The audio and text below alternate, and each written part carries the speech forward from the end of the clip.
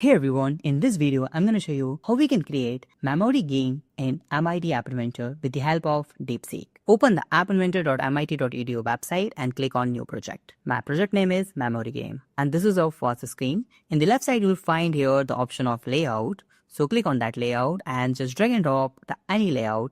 You can use the absolute arrangement also and make that width and height it fill parent like this. And now just click on user interface and drag and drop here one web view like this and make that also fill parent like this. Okay.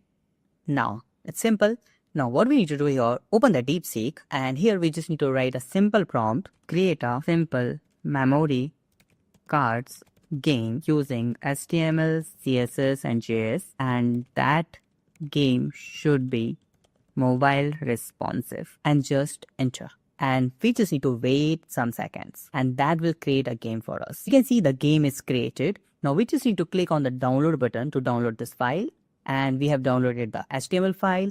Go to the MIT App Inventor. In the right bottom you can see the upload file. Click on it, click on choose file and make sure to rename that file. So game.html and upload this. Open. Okay. Just in the home URL we just need to type here http /localhost/ and our file name.